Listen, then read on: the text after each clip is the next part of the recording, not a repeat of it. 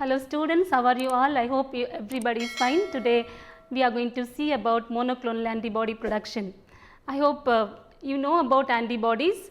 So at the continuation of antibodies structure and function, today we are going to see about its advanced technique, monoclonal antibody production. So let me explain about it. First of all, you must know what is monoclonal antibody. So antibodies are molecules which are produced against antigens. They are glycoprotein in nature. They are also called as immunoglobulins. Okay, I will tell you why do we call this antibody as monoclonal antibody. See, look at this bacterial structure. The bacterial structure consists of bacterial cell wall. Sometimes it may possess a flagella, a pili, and cytoplasmic membrane and the inclusions.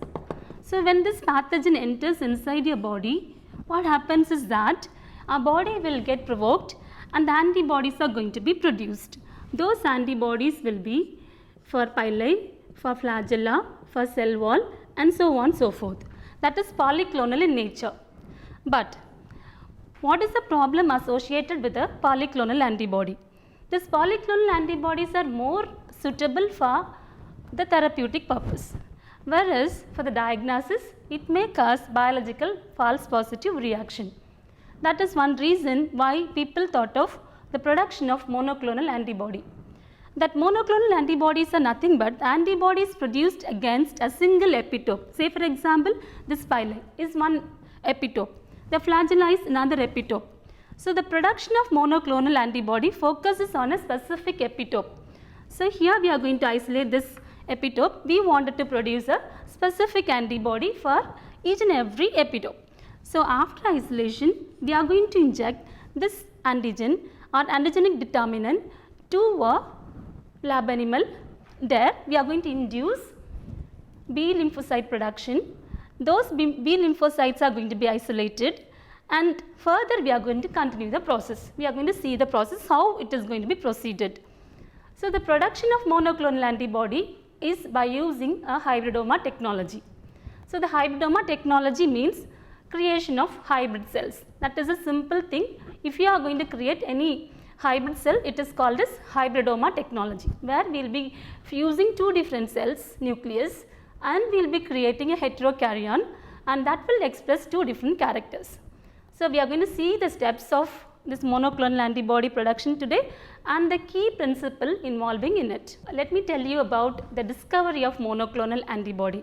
The monoclonal antibodies were discovered by George Koller and Cesar Melston in the year 1975, and they got Nobel Prize for this contribution in the year 1984. And they created hybrid cells of this B lymphocytes and the myeloma cells to produce monoclonal antibodies in a continuous manner. So let us see about the principle of creation of hybridoma cells. So here the key principle behind the production of monoclonal antibody is that about the synthesis of DNA. So you know, DNA is a central dogma of the cell. So if any cells should be sustained and to be viable, the DNA must be synthesized. So how does DNA synthesized? Means it is synthesized by two pathways. One is a de novo pathway, the second one is a salvage pathway. So here what are we going to know about is that how we are going to use this DNA synthesis pathway in monoclonal antibody production. So here we are going to take two partner cells. One is a myeloma cell, the second one is a B lymphocyte. Okay, so the myeloma cell, as we know, it is a cancerous cell. So it has got eternal growth property. That is one partner. The second partner is B lymphocyte. As we all know, the B lymphocytes will produce antibodies, immunoglobulins.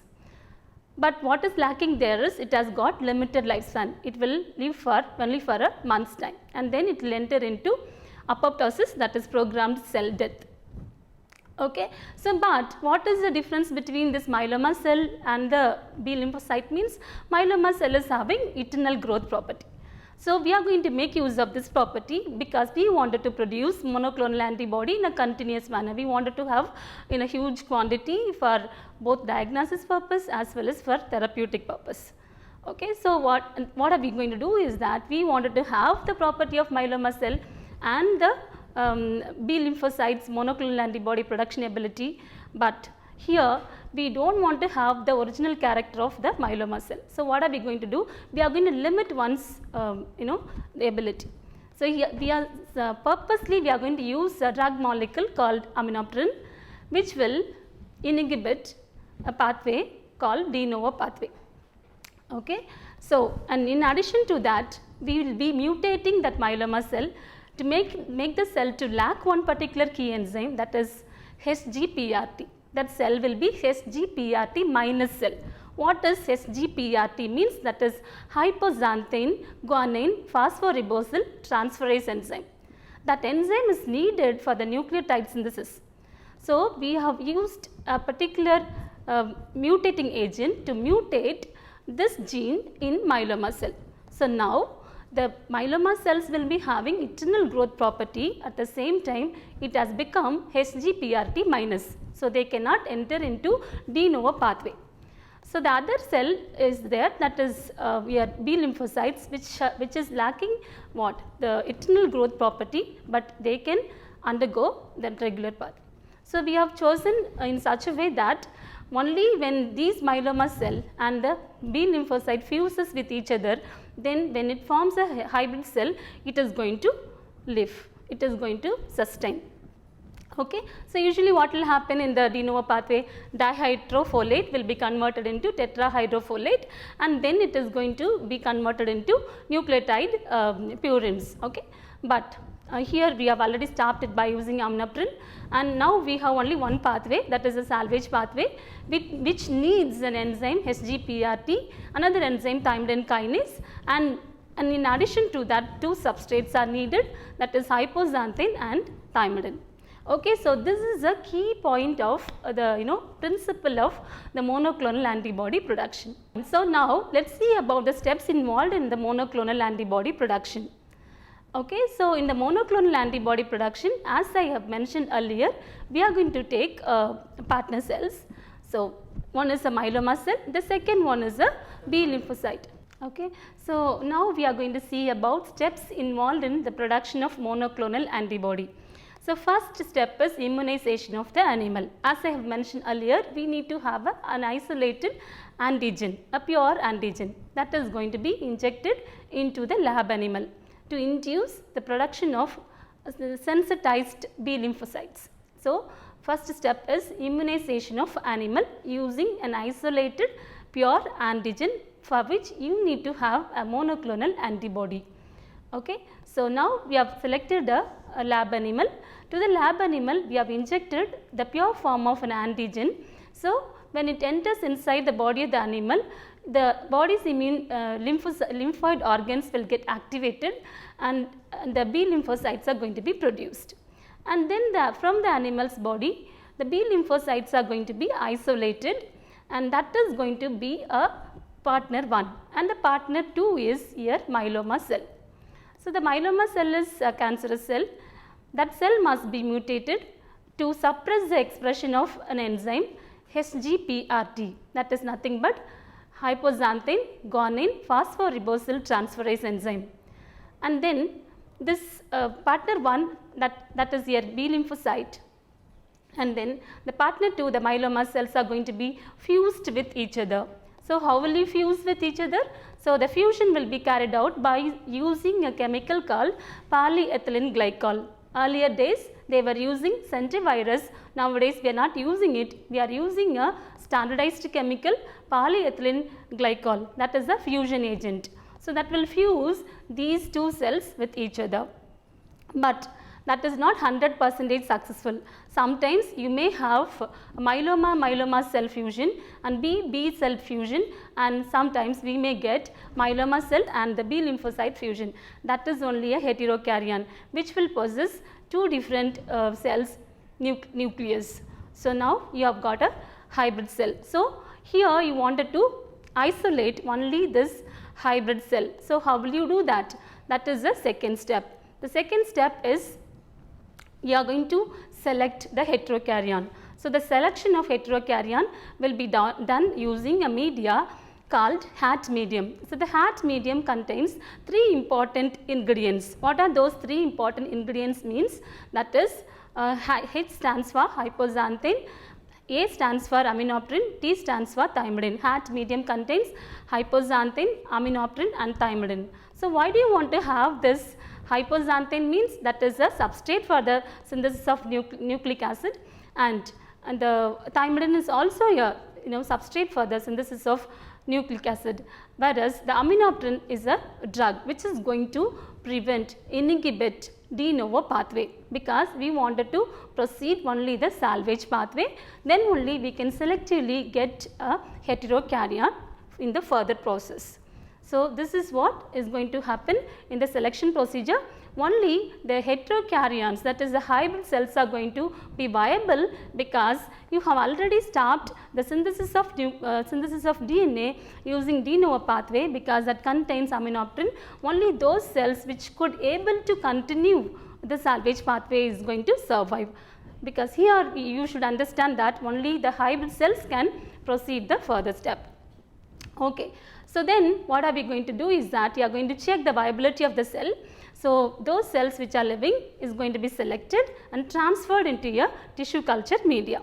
There you are going to grow this hybrid cells, and then you are going to allow the cells to produce antibodies, and then the antibody production will be screened. You wanted to be sure whether these hybrid cells have produced antibodies or not. So, you are going to take a little quantity of this tissue culture medium, and then you are going to carry out a screening test.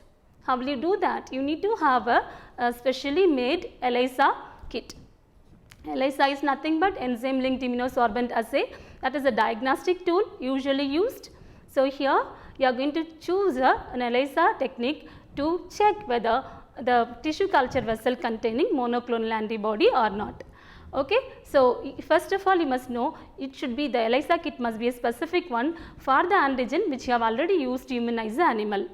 Now, you are going to take the sample and you are going to add it. If the antibodies are present, it will bind on the antigen on the microtiter plate, and then you are going to carry out the ELISA test. So, step 1 is addition of antibody, and then you are incubating it and then washing it to remove the unbound molecules, and then you are going to add the conjugate, that is a secondary antibody coated with an enzyme, okay, that is Haas-Radish peroxidase enzyme. Okay, and then you are going to allow it to react, and then you are going to wash it to remove the unbound molecules, and then you are adding a substrate and a chromogen, and then to allow it to produce a color reaction. If antibodies are present in the tissue culture media, definitely color production occurs. That indicates the production of monoclonal antibody.